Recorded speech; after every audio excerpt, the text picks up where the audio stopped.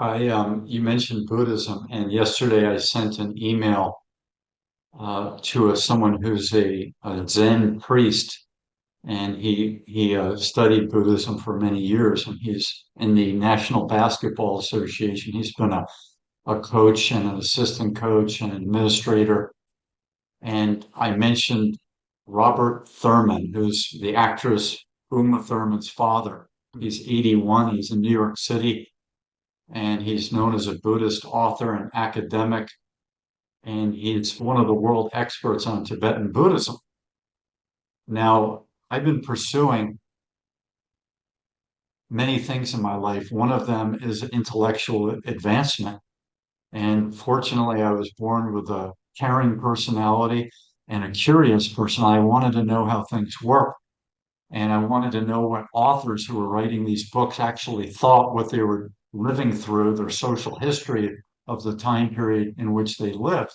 And that's fascinating to me, how they lived their life and what was going on in the geography where they lived and any other geographies that they happened to know about through, if you went to the Middle Ages, through trade. They could hear news from, ships coming in and meet with people. And that's what the elites often did, is they would bring in people who were traveling and have them stay for a meal or several days so they can learn what was going on in a faraway place.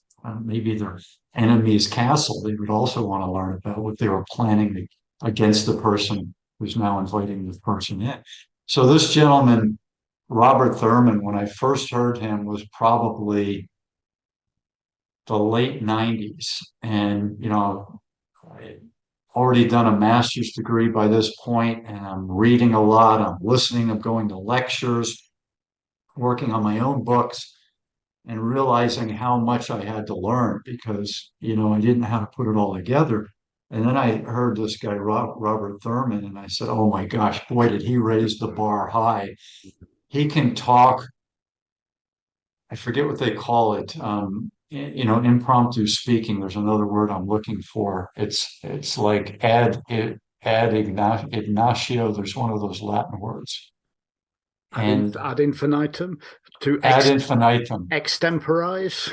Yeah, extemporaneous ad infinitum. And he could just go for weeks with new stuff that comes from the Vedic texts and the other texts that he knows so well.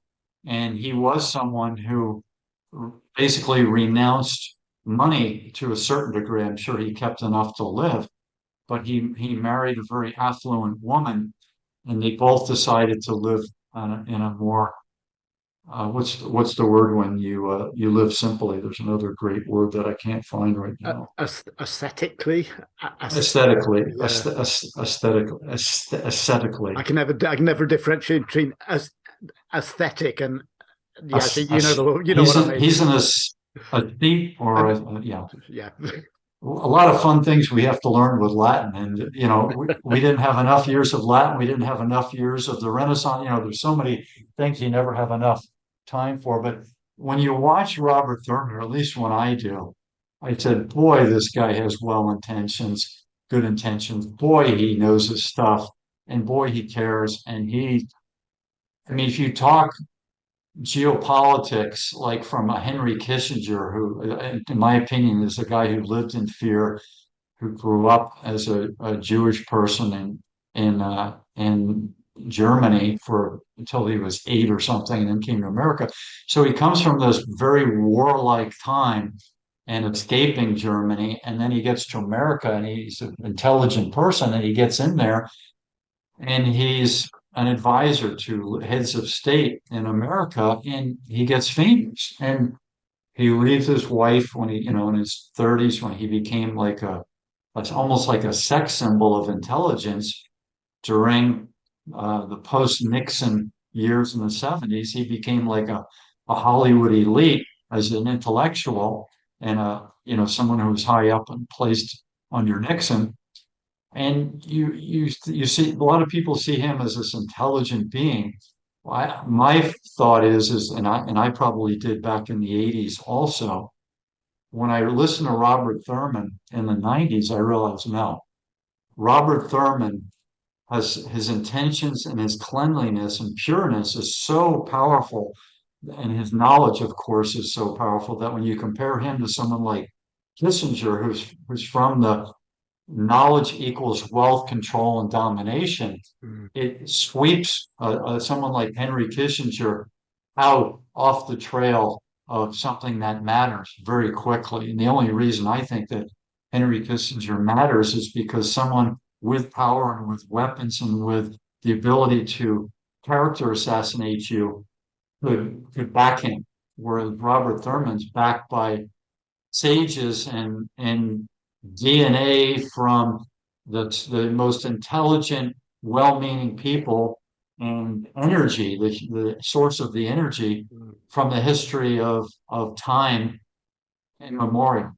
And It's very so, it's very interesting, isn't it? The difference between a genuine intellectual whose interest is generally benign. It's in the continual development of knowledge and in the sharing of that knowledge and conversation with others and so on. And what one might consider the useful fool of the power elite, which is someone who is certainly smart and articulate, but whose interest is the justification of power, not the pursuit of knowledge. And I think there's a contemporary example of that. I've been on a mini campaign which will have made no difference to anyone whatsoever to try to persuade us to stop treating Jordan Peterson as an intellectual. He's not an intellectual, as in any terms that I have of understanding. I mean, he's smart, definitely. I don't think he's brilliantly smart, but he's smart. He's articulate enough. But like Kissinger, he will talk a certain intellectual language and open up some intellectual domains and debates, and then when push comes to shove, when you get to the nub of a question, he will leave aside the intellectual argument and instead simply pursue the ideological argument. So he will say evolution says this and evolution says that, and you go, okay, that's interesting, yeah, I'll go with you here, yeah, I'll go with you there. And then you'll get to, one of his things, which is around the fact that he thinks that men are oppressed, and suddenly you're ignoring a whole load of facts there. And you're not stupid. You're ignoring them, but you're more interested in winning the argument and proving your point than you are in debate. A true intellectual is, like a great scientist, is the one who goes, come on, prove me wrong, please. If you prove me wrong, if you say something I can't answer, that's amazing. I'm going to have to go away and rethink. And that's the intellectual's sort of aim.